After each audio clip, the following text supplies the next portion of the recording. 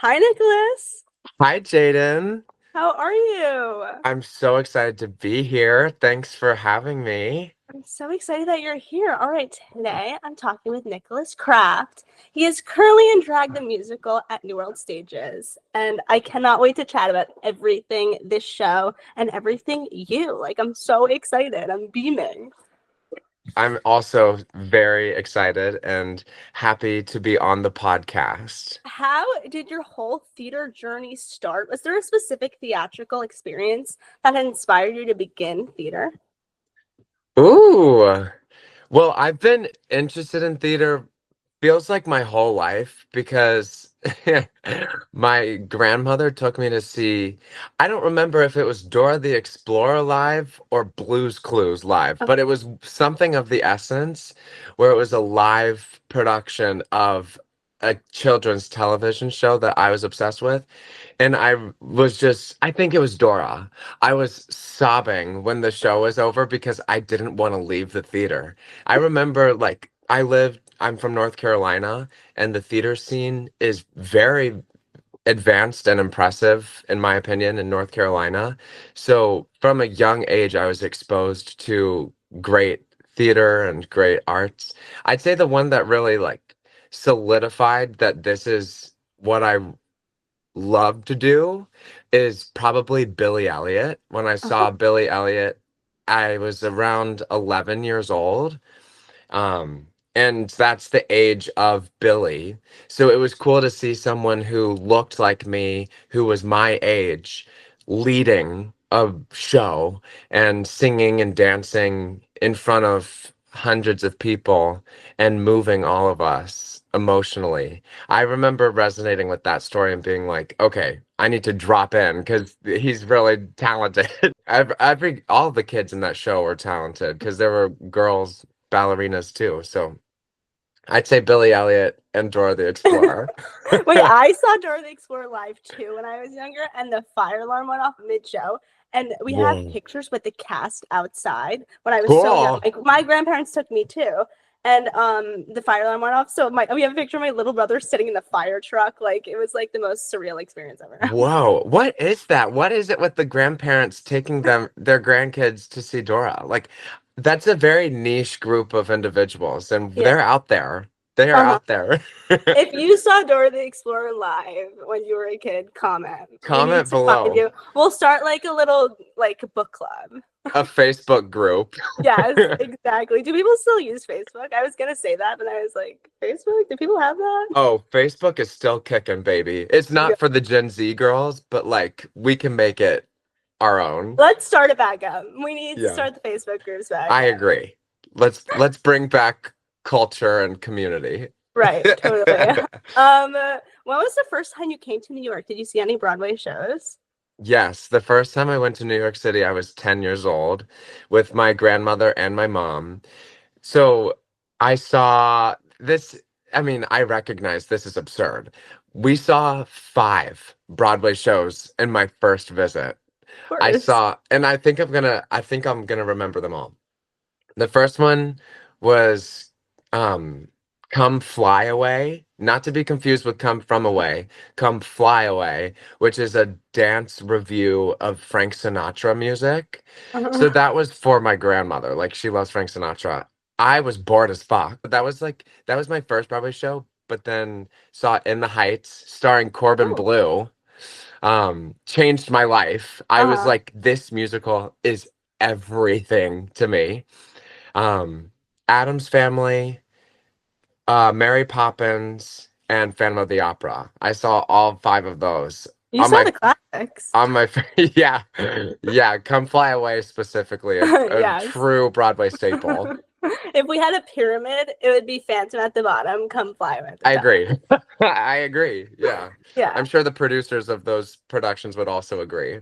Yeah, totally. Mary Poppins was my first show ever. I'm from New York, so I grew up going to Oh, Broadway. okay. But I used to be scared to go to see shows because I didn't like loud noises growing up. Oh, So fair. I went to see Mary Poppins, and my parents bought me a ticket. I had to be like 3 years old, and I made my dad leave the theater with me, and we sat in the lobby and they used to have screens in the theaters, and Oh, they would like you could watch the show from like the bathroom. So wait. I watched it on a screen. That's still a thing. That is It still a is. thing. At least when I saw Death Becomes Her last week, there was a flat screen TV in the lobby because the lines to the bathroom were so long that they probably started the second act before everybody was done getting their drinks or going to the bathroom. So there's literally a flat screen TV in the lobby of at least the Lund Fontanne. I don't know if that's standard Yeah. everywhere. I know it's not standard at my theater, but Yeah. um I don't know. I think that's a brilliant thing, especially for kids. If it's Yes. like if my kid is getting restless and potentially ruining the vibe for the people sitting around us. What do you think about Death Becomes Her? I need to hear all your thoughts. Obsessed. I Obsessed. loved it. I Yes. loved it. It Wait, was did you watch so fun. And growing up? I watched the movie this past Halloween, so I was freshly Uh-huh. informed of the source material. And I mean, those three leading women are just undeniably remarkable. Hmm. And yeah, no, the songs were catchy, and I'm very picky with new musicals because I want the music. I'm very picky specifically about the music, and the music in Death Becomes Her was very fresh. It was very, but also at the same time, there was lots of, I think the word's pastiche, where it sounds like it's from another generation or another time. Hmm. Um, I liked the range of musical taste that Death Becomes Her provided. Yes. I also loved the fact that they used stunt doubles so obviously in this It was story. so camp. It was so camp. Which Yeah. is so funny because I saw it with my friend who I usually see shows with, and I was like, wasn't it so funny how they had somebody else like fall down the stairs? And she's like, that wasn't Megan Hilty. And I was like, Oh are you my God. Wait, serious? for You can real? see their hands and knees behind, like under the couch. You can see them squatting down there. Like, I was like, are you serious? Like, That is funny. I love it. I mean, you could fool anyone really these days. seriously, That's yeah. that's my takeaway from that. Yeah. All right, let's talk about high school because you had a very unique experience. Yes. So you went to the University of North Carolina School of the Arts for your senior year of high school. Was it just your senior year? Just senior year. How did Yes. you decide to like change over to an art school? So I was at a normal public high school in a small town in North Carolina for the first 3 years, so freshman through junior year. Then I that I loved, that honestly had a great experience. I had a very positive high school experience being at a normal public high school. The arts program was really strong, even though very little money was being poured into the program. The educators at my school were excellent, one in particular. And so then the summer between, I think it was the summer before my junior year, I went to UNCSA Summer Intensive, which is a month long intensive where you can go for anything. I went for acting, but you can go for dance, you can go for, I believe they have it for visual arts and film and music. I think it spans across all of their departments. But I went for acting and literally had the best time. It was my first time like away from home. Mhm. So I was experiencing the taste of freedom for Mhm. the first time at a fairly young age. Like I was just a sophomore in high school and learning how to take care of myself, and learned that they had a high school program for acting.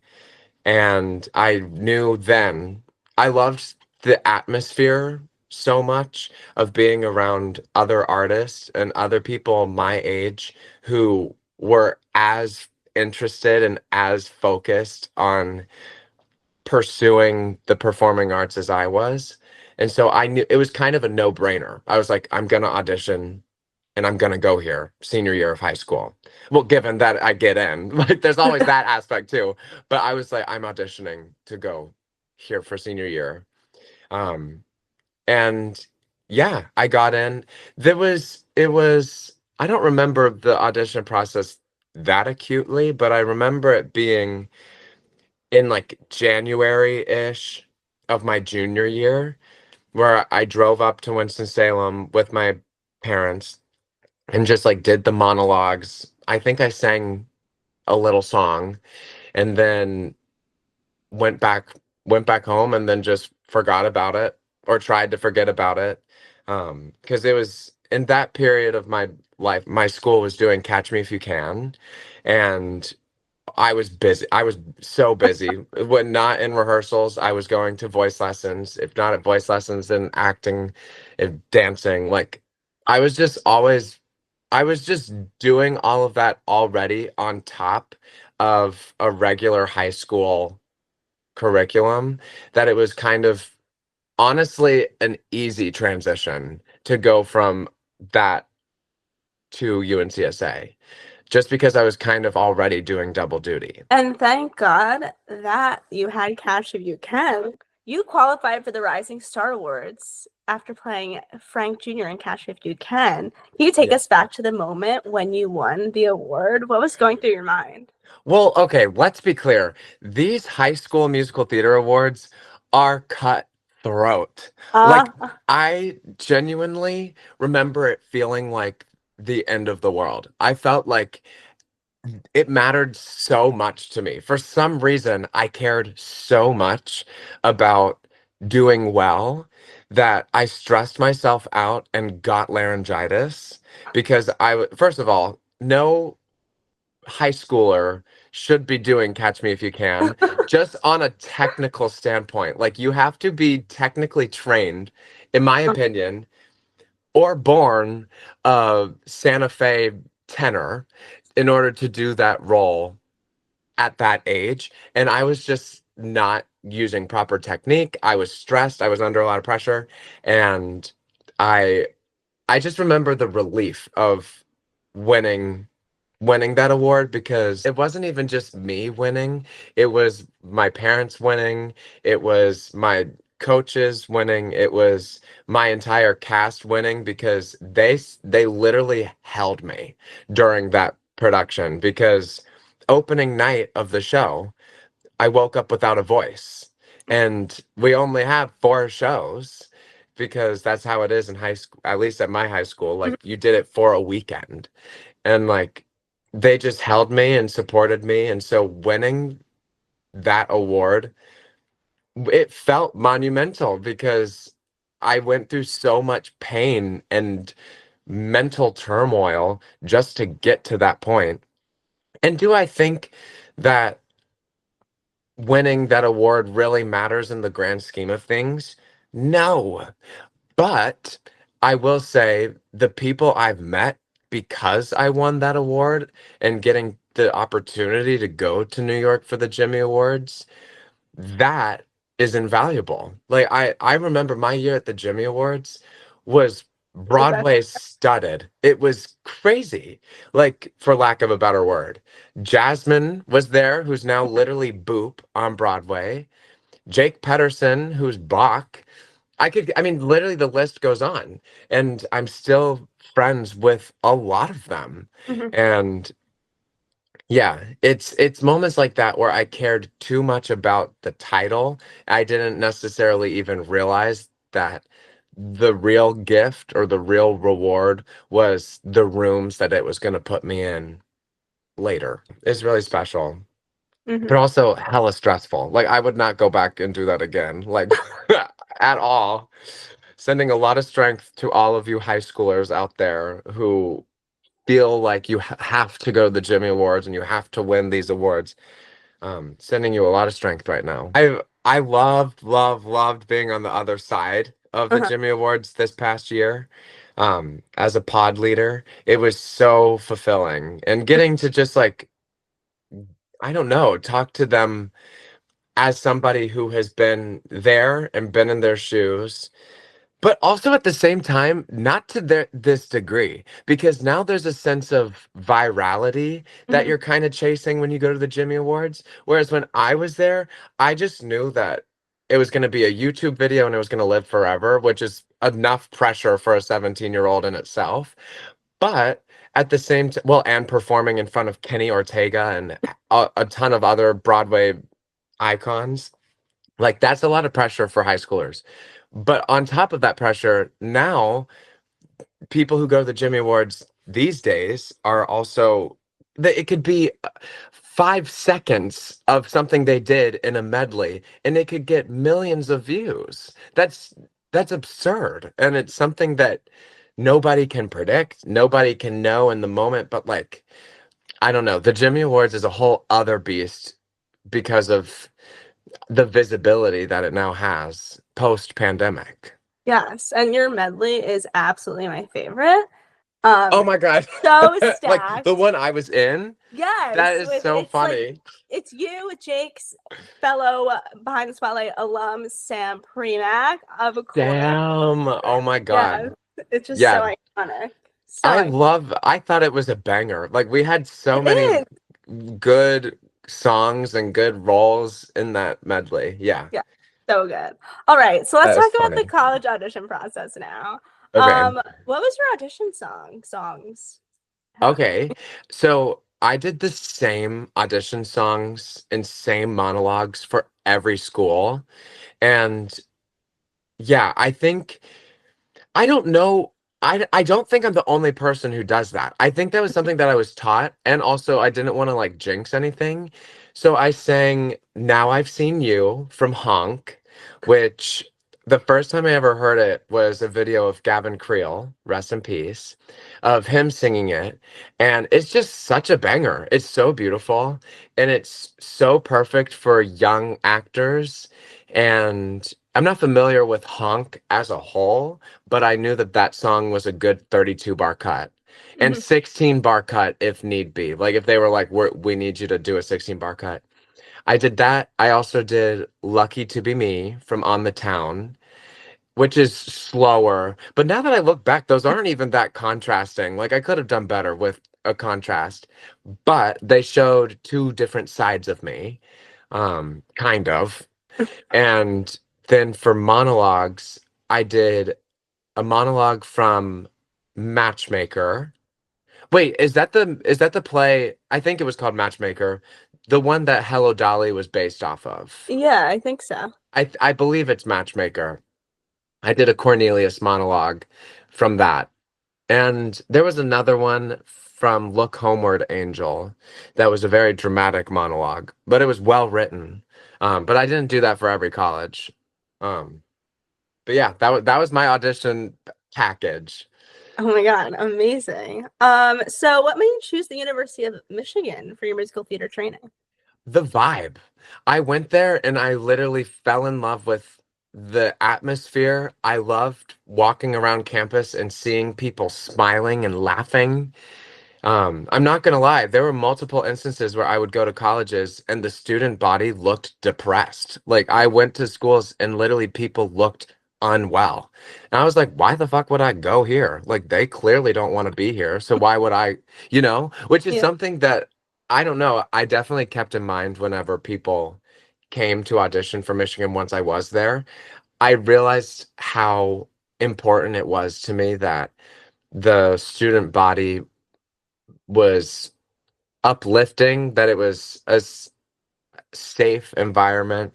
And yeah, I remember loving, obviously, Michigan has its own rank and Mhm. like it's impressive to even go there or to even pass a pre-screen to get an audition there. Like there was obviously all of this talk about Michigan, but I didn't really care because there were a couple of other schools that I loved and wanted to go to, UNCSA being one of them, that I was like, I'll be good. Like I don't really need to go here, but like people say it's fierce. Um, Ultimately the reason why I went was I liked the atmosphere. I liked the atmosphere and I liked how big it was. I Mhm. liked that I could disappear. I could disappear on a university level, but then have Your bubble. personable training. Yeah, Mhm. and yeah, the bubble. That's No, my uh that's my short answer. no, that is actually a really great answer because when I was in college like 2 months ago, I was like, I hated being there, and I would realize that people would see me like just walking around. I went to the University of Maryland, so another Big Ten school, and I was a Cheers. theater major at a BA school. That was the only BA school I applied to, and I applied for lighting design, so it's like different, but like still. At that point, I was like, I don't want to do light design. I want at that point in my life, I was like, I want to be a casting director, which I still do, but like, Oh, yeah. cool. So, I think getting a BA is brilliant because yeah, you have other classes in a wider net to yeah. learn from. Which I actually really loved because I love watching people perform and show their stuff. I'm like more of like a behind the scenes, like just watching. That's also like why I want to be a casting director. I just like watching people. I don't like Cool. being the person. So it was nice to be in like acting classes where I would watch my classmates do what they love and watch them learn from like professionals when I'd be there like what am I doing here? Like I don't need to be here right now. But like at the same time, like it's really helpful to understand the different forms of acting, the different forms of lighting. I know how to program a light board now. Like I know so many different things I wouldn't know if I went to a BFA. Well, I know that Exactly. much lighting design, but like, you know what I mean? Yeah, Well, no, exactly. And the fact that you get to have all of those experiences only helps you post grad. I think exactly. that's the scariest thing about graduating with a BFA in musical theater. It's so specific that I'm like, okay, but like what do I do other than Broadway, you know? Because I believe that we are all valuable in more ways than just our voice, our bodies, our whatever, like whatever it is that you went to school for. Like we're so much more than that. We're human beings first, and we have strengths that we had before college Mhm. that can become a lucrative career if we know where to put our focus. Yes, 100%. Also, your class was like stacked. Like Oh, you no kidding. like No crazy. kidding. Yeah, it's Yeah. insane. Oh Helen my J. God. Shen. I mean, the fact of the matter is we're in the same exact class, Hmm. and now she's leading one of the most successful new Broadway shows right now on Broadway Hmm. and killing it. Have you seen Maybe Happy Ending? I've seen it twice. I need to see it twice. I've It's only seen it so once. good. I'm going again and like I Yeah. want to see Hannah Kevin when she goes Oh on. my God, yes. Yes. I'm now connected with her because of Helen and Chris. Yeah. Chris Tamayo, who's covering two of the roles in Maybe Happy Ending. I want to go see him when he goes on. They just released Yeah. some They did. dates. Yes. I need. Um, but yeah, no, like them, I mean, the list goes on, frankly. And when I first arrived at Michigan, my seniors were Mackenzie Kurtz and Emily Kawachu. And it's like, that's great. That is literally insane. It's so. And it was, it was just such a cool environment to be a part of. And I do believe that the Michigan difference isn't even the training, it's the people that you're around Mhm. and the caliber in which they operate, which only makes you better. Yeah. Like, I'm a better singer and musician because I was taking classes with Helen Shen at 10 a.m. on a Monday. You know what I Uh-huh. mean? Yeah. Yeah. It's so crazy. My best friend goes to Michigan for education. I'm like, you are walking the streets with the future of theater, like the future Yeah. of film, the future of our Of entertainment Of industry. literally everything. I mean, I'm surprised by how many Michigan grads. I mean, it's a huge school. I don't know why I'm surprised, but I see people at the tops of their fields, architecture, business, Hmm. engineering, like, and they're Michigan grads. I'm like, go blue. It's just really cool, and I think that's a perk to going to a Big Ten school is it's beyond whatever you went there for. Because sure, like there are a ton of Broadway girlies from Michigan, um, but there are also a ton of other lanes that are tops of their field too. I knew that going to a theater school, I wanted to go to a Big Ten school because I wanted to have that experience of the rah-rah sports with something I loved because I feel like Big Ten students have more fun. They have more fun, and that's a skill in itself, learning how to communicate with people who don't know a thing about Broadway. Mhm. Like that's hard sometimes. Like how do I have a conversation with somebody who loves sports and studies chemical engineering? Like that we could not be more different. Um, but you have experiences where, and you're thrown into environments in which you have to hold a conversation with those people. And that's helped me in my professional life. No, 100%. Also, we have to talk about your entrance, your senior entrance, because I Would need to know love to. all about this. I'm obsessed with the Michigan entrance videos. They're They're like, iconic. it's my Super Bowl. Everything's my Super Bowl. That is my second Super Bowl. Just watching when it comes out every like end of August, I'm like, okay, my show's on. Oh my God. No, I'd love to. I genuinely I remember being obsessed with them too before going there.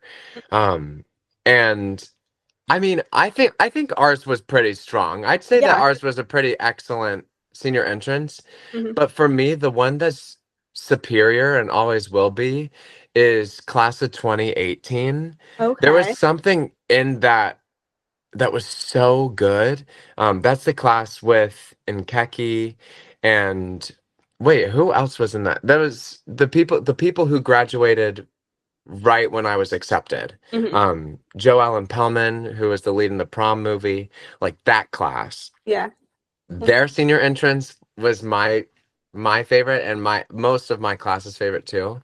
Obviously, I have a special memory of my seniors doing it, the class of 2019. Um, they were iconic. They're so talented. Um, yeah, and so I would say that our senior entrance was very much inspired by those two But classes. yeah, it's just everything is checked off. Like the acting, the singing, the choreography. Like you had everything. How did you guys like choose the material? Do you like work together? Like what does it look like in the room setting it up? Yeah, so there's multiple committees. There's a directing team, a choreography team, and a writing team. And then there's a producing team.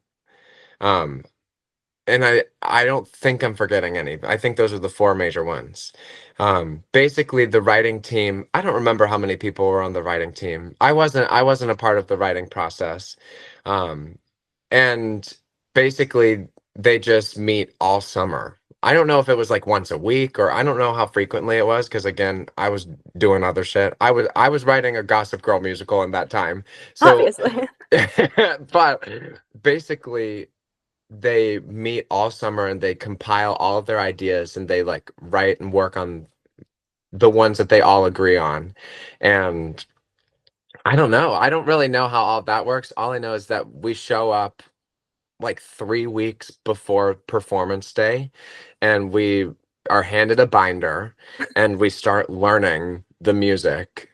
And yeah, it was it was a blur. I'm not gonna lie. It was absolutely a blur because of how much pressure there is around a senior entrance because everybody, the whole department watches Mhm. all of your teachers, all of the students, old and new.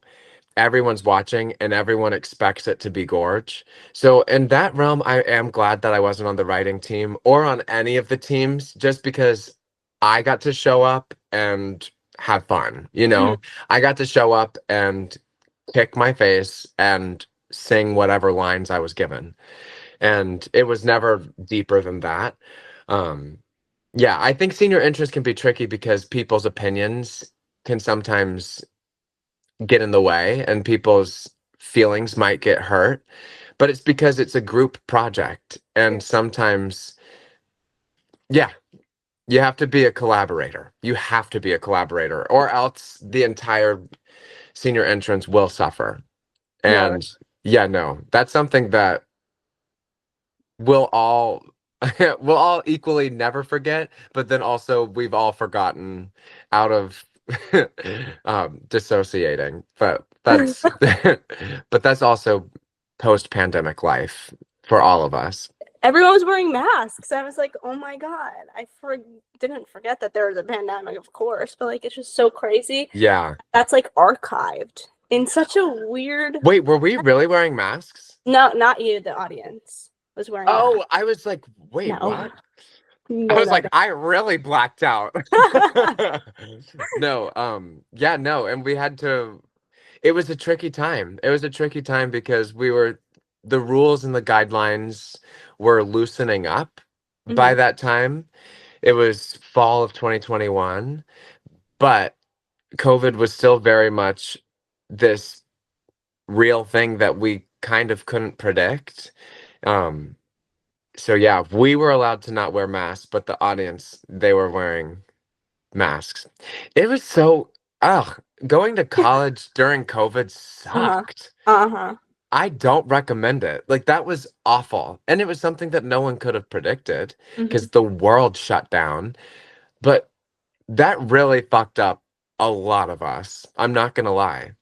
Hmm. And I know, I mean, I'm sure you were affected big time because you were Yeah. starting school right It was when, it started my junior year of high school, which was really good actually, because I didn't have to take the ACT. But it wasn't good because it was a global pandemic. That's the only problem. wait, But interesting perspective. I yeah, guess that is nice. yes. And you I weren't wouldn't have. necessarily a senior yet, so like you were still in the clear. Yeah. The worst part for me was that we couldn't do our senior musical stuff like that, Yeah. which was sad, but like in hindsight, it was actually we got really close as a theater department in my school because we filmed every show. So we learned new technology, which was really great in that way. Oh, wait, But cool. yeah, but it was really upsetting to miss my senior year of high school because I loved high school. It was like the best 4 years of my life. But it was really hard going to college. Sorority recruitment was online. Um, Everything was online. It was terrible, but we That, persevered and we're back. We're back, yeah. baby. Yeah. Wow, I can't imagine being in high school during COVID. Yeah. But then again, like I'm not that far off because I was a sophomore in Mhm. college when it Yeah. first landed.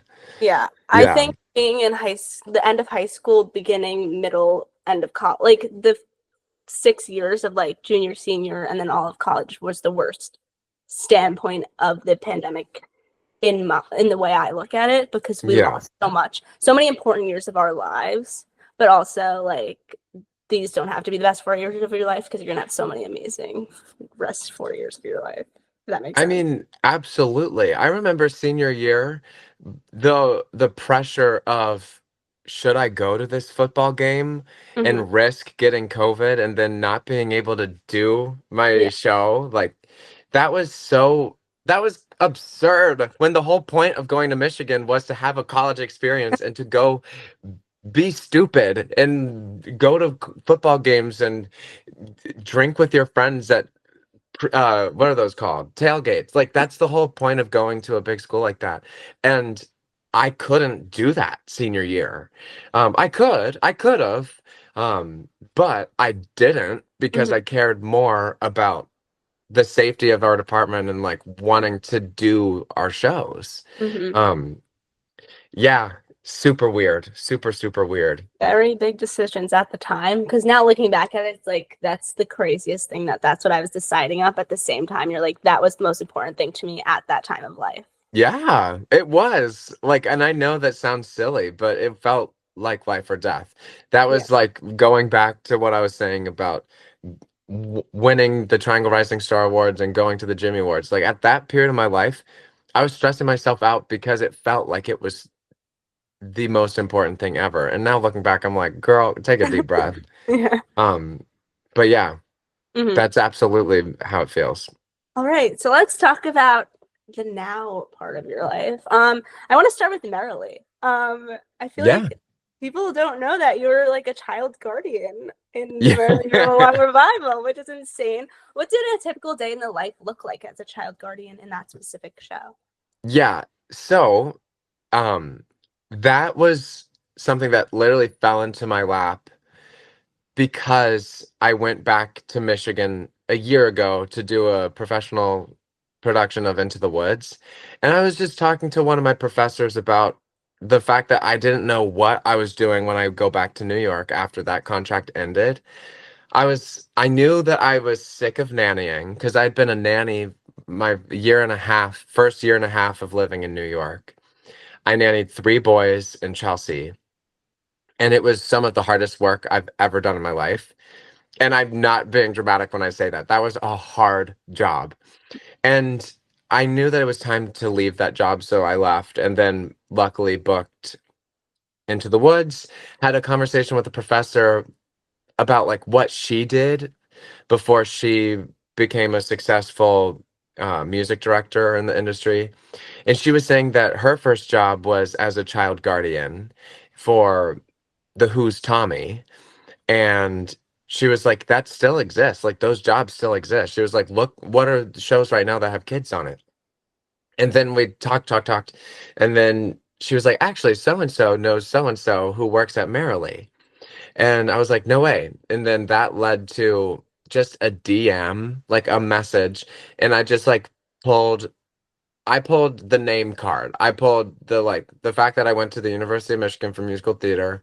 I pulled the fact that I was a nanny for a pretty high profile Broadway performer who I'll keep that private right now.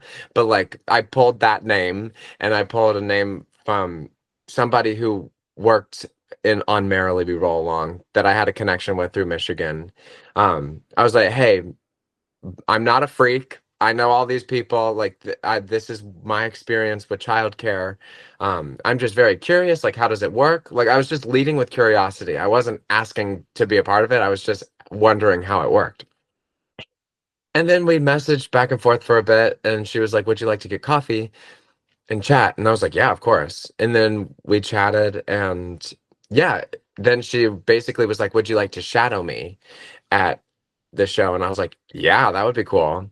And then yeah, I had to fill out a lot of paperwork and sign a lot of documents because it is a very high profile production, or it was a very high profile production with some very cool people attached to it that I had to be cleared on a government level to Mhm. be allowed in the building and allowed backstage.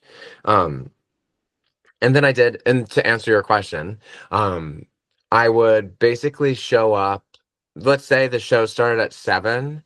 Um, they didn't have to be there quite as early as I anticipated because the kids don't show up until like 35 minutes into the show of Merrily, at least.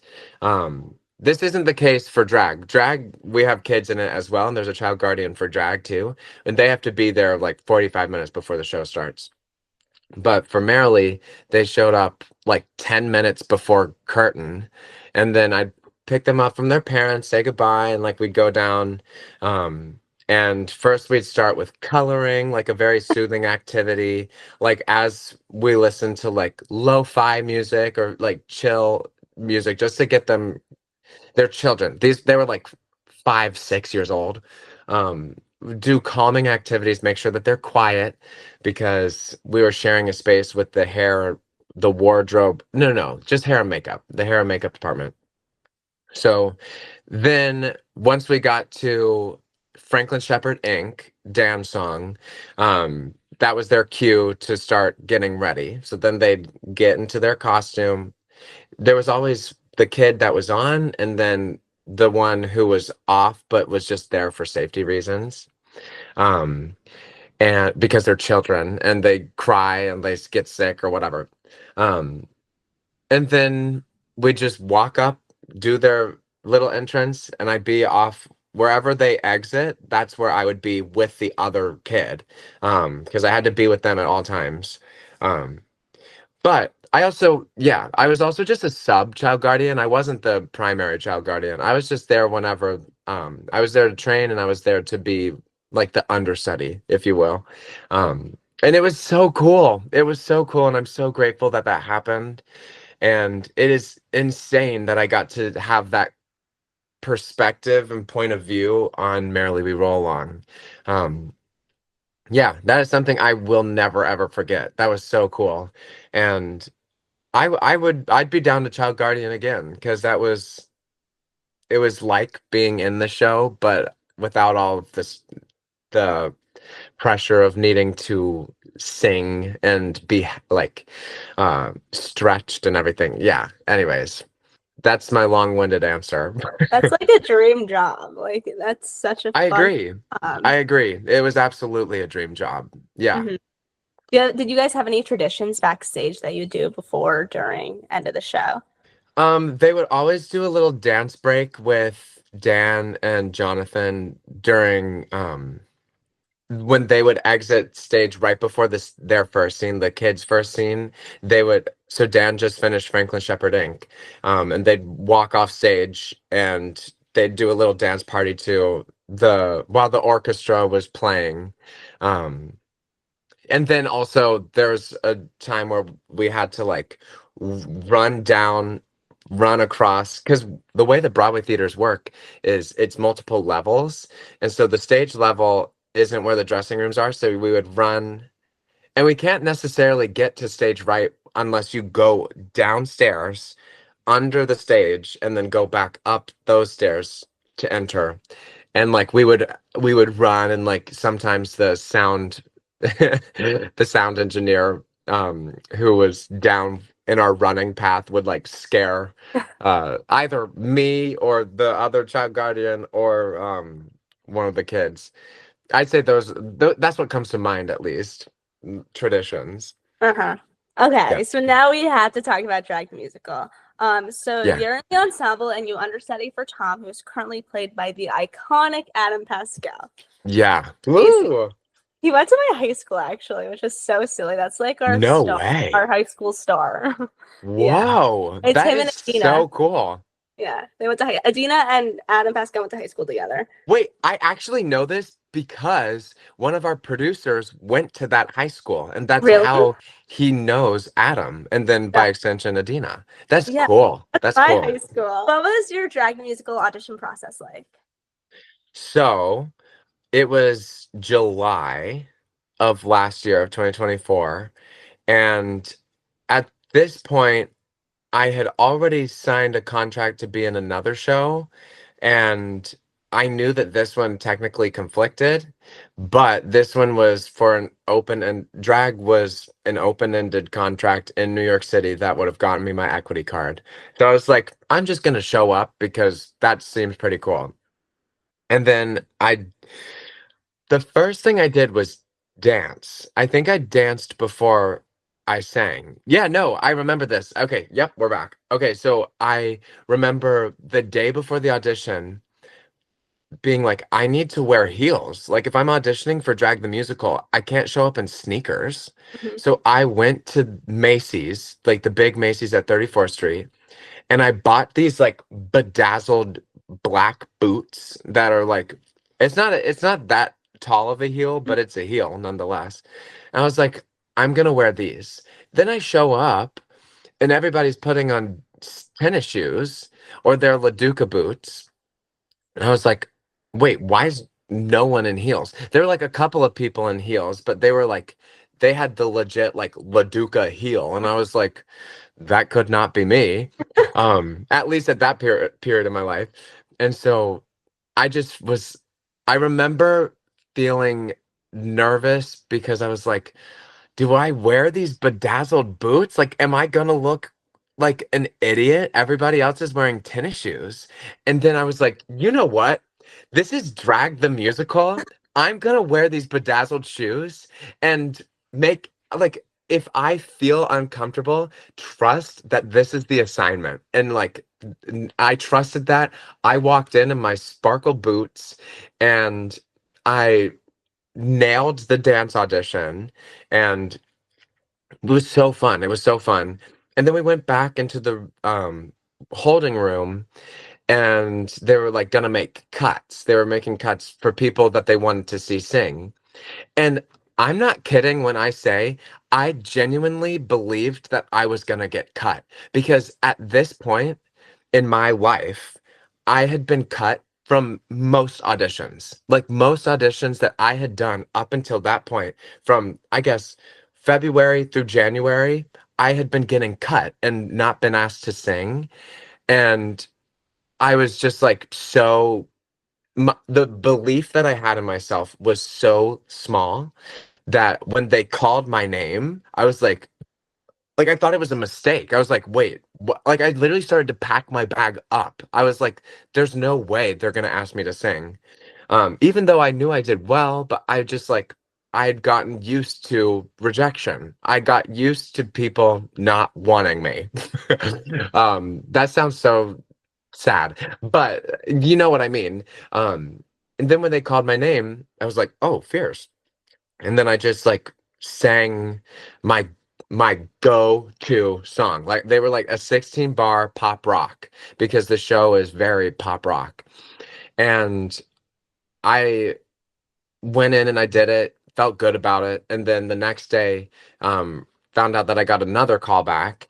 And this was I'd have to learn two songs from the show and two scenes from the show because they were looking for somebody to be in the ensemble and to dance Spencer Lift's choreo, as well as understudy Tom, the role of Tom, who was played by Adam Pascal, and Joey McIntyre. Joey McIntyre was at the beginning half of our run, and now Adam Pascal. And I was like, okay, like I know I can sing it. Like I knew that I could sing the material, but it was the whole aspect of playing a father that I was like, I don't know how this is gonna read, but whatever. I dropped into Nicholas the nanny, Nicholas the caregiver of these children at Merrily We Roll Along and these children in Chelsea. And I was like, you know what? I know how to in many ways how to hold myself as though I am a parent. Went in and I didn't realize at the time, but this was like for the entire team. It was for all of the writers, like two of the producers, the director, choreographer, the associate choreographer, and Alaska, who I didn't really understand who Alaska was when I walked in there because I, full disclosure, didn't know much about drag before this. So here I am shaking Alaska's hand, and I didn't even realize it was Alaska. Like, I don't know. But I think ultimately that might have, I know for a fact that sense of detachment helped because I was able to just be myself in the room and not really know who these people were or that they literally were about to change my life. Because the minute I got this job, yeah, like the way in which I operate in New York City looked differently. And yeah, I am so grateful to be in this show. And it's very similar to Billy Elliot. It's very similar to Billy Elliot. I love that there are children in the show, and I love that it's original music. I love that it's catchy music. Um, yeah, it's crazy that I'm a part of it.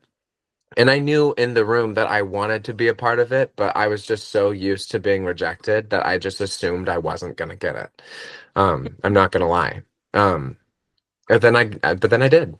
Yeah, you did. You got it. It's so crazy when you work in such a competitive industry because you have the mindset of, oh, I'm not going to get this. And you have to kind of alter your brain to be like, if I don't get it, it's just another opportunity. It's one opportunity closer to getting the opportunity. And I feel that same way in a different capacity because I do more business side of the theater industry. And every time I apply to a job and I don't get an interview and I feel like I wrote the best cover letter of my entire life, I'm like, how don't they see the passion in me? How don't they see that I want to be here? Like, this is where I'm meant to be. But they have other people who feel the same way. And it's so disheartening at times, but you have to just understand that, like, this is the life that you chose. It's sad to think, but like, this is Yeah, the life you chose and you have to keep going. And if you want it, you have to have the drive to have it, even yeah, if you beat yourself down. It could be hard, but sometimes you have to get back up and you get yeah. opportunities. That's so crazy. And walk into the next room with your head held high, even though you feel like shit, even though you feel so rejected, so embarrassed. It can be embarrassing sometimes to put yourself out there and be so passionate about the work that you do, and it to just be seemingly ignored or like insignificant in somebody else's eyes. And that can be really heavy if you sit with that. But I couldn't agree with you more. It's a mindset shift.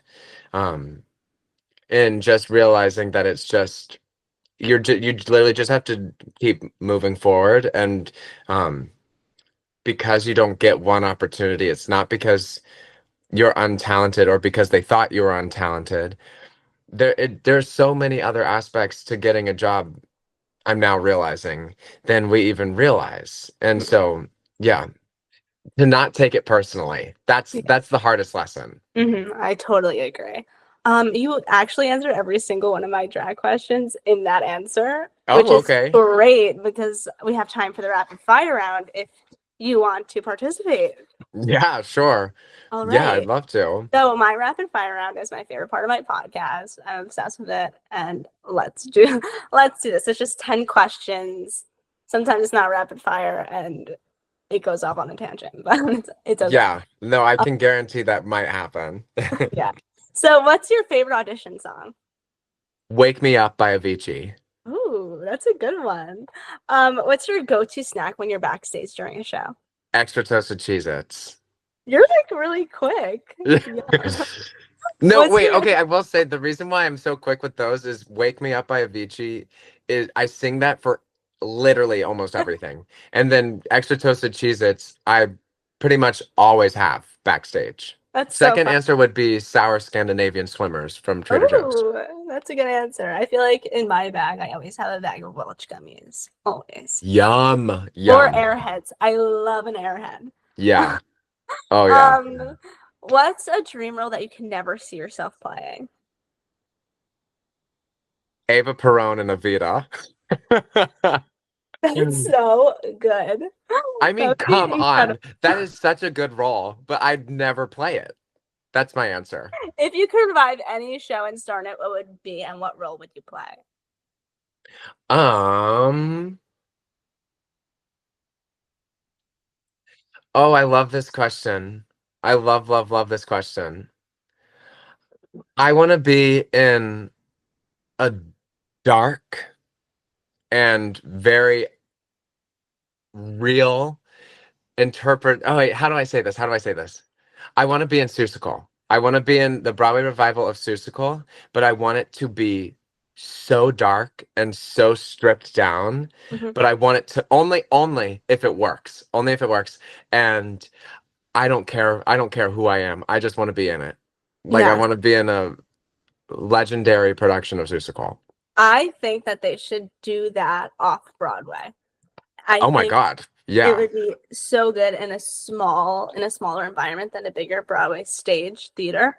I Yeah. think that it should be human clothes, like Yeah, in a I agree. humanity way, because it could be so humanized. Like Yeah. that story could be so humanized and so refreshing in a way. It doesn't have to Oh be a yeah. kid show. It could be made for adults. Oh yeah. I have some ideas. I have some ideas. Like on a director level. I do believe that I'll direct one day, and I have a very clear vision with what that revival would look like. Hmm.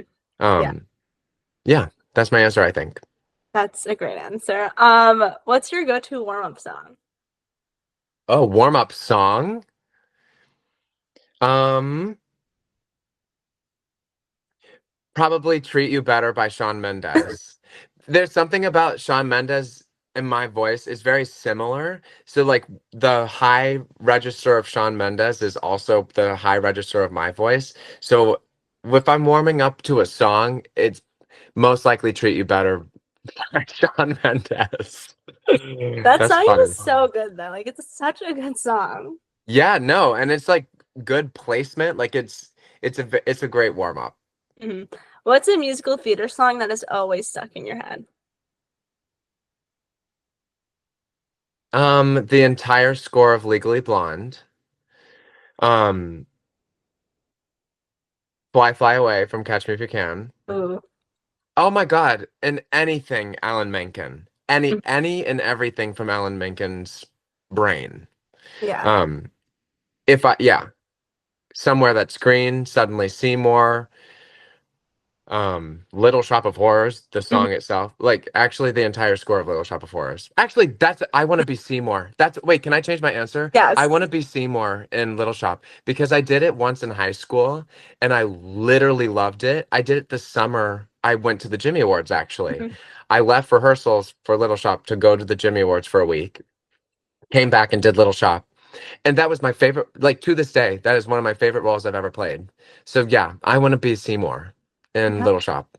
that's such a good answer. Oh my God, I love that show. I always have the last 5 years stuck in my head, especially recently after like it's Oh, getting closer. So yeah, that's like my favorite show I ever. know. Yeah, that's good. It is coming back. Who is the coolest person you have ever met backstage at a show? Daniel Radcliffe. Well, but that's Merrily. That was my Merrily era. Are you asking drag? And whatever you want. I mean, Daniel Radcliffe. I'll never forget, like, the first time I met him. I was, like, walking the kid to stage, and he, like, holds the door for me, and he's like, "You're new here." And I was like, "I am." And he holds out his hand, and he says that, he was like, "I'm Dan." And I was like, "Well, I'm Nicholas. Nice to meet you." And he was like, "Welcome to Merrily." Like, I will literally never forget that. I was like, wow, I just met Daniel Radcliffe, and he was so nice. And then also, I'd say Jonathan Groff, just because he is such an inspiration to me. Mhm. I could sob at any moment, yeah. Those are the two answers, and they happened the same day, which was crazy. Yeah, That was a big day. yeah, Um, huge. yeah, those are two good answers. I feel like who's it? I don't even know. Oh, Harvey Firestein. I met Harvey Firestein once on the street, and that was That's pretty. iconic. Also, That is iconic. I met Jason Robert Brown in like. Have you ever been to the St. James, like the downstairs bathrooms? Yes, So they actually. like connect kind of like when you walk out. I met him. This is actually crazy. I went to NYU for a semester and I did my final project that day, the same day I met him on Parade. That was like the show I did all my projects on because it's the easiest show to Whoa, do. So it was basically about how he wrote Parade, and I met him later in the day, and I'm like, oh, I just manifested. Like that's cool. it was the craziest Yeah. moment of my life. But yeah, my dream is to meet Seth Rudetsky. Like everybody who knows me knows that that is like my biggest dream. Like I Oh think my about God. Seth Rudetsky and I cry. Like that would be my dream. Wait, I have to show you something. Wait, I literally have I I haven't well actually I have met him. Um and wait, hold please. I'm But so excited, but I'm scared.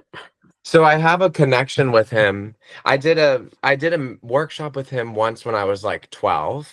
Um and I don't think he remembers me from that, but a like family friend of mine is actually close with him, and he wrote this like Yeah, musical theater sure. for dummies.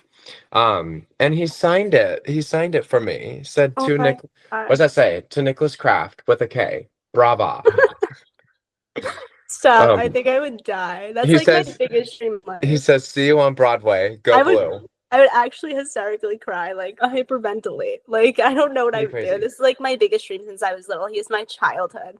Like I No grew up way. listening to because I grew up listening to Sirius XM on Broadway. Oh, yeah. I did That's too in my mom's car. Oh me, and yeah. I still listen all the time with Broadway names with Julie James, Seth's Wait, Big how Time do you Broadway. listen to that? If you don't have a car, like I don't have a car, so I how would think you I can listen to like it? listen to it on like they have a Sirius XM app. I think you Okay. can listen to it on your phone. Okay, great. But yeah, and John Tartaglia's Sunday Fun Yeah. Fact.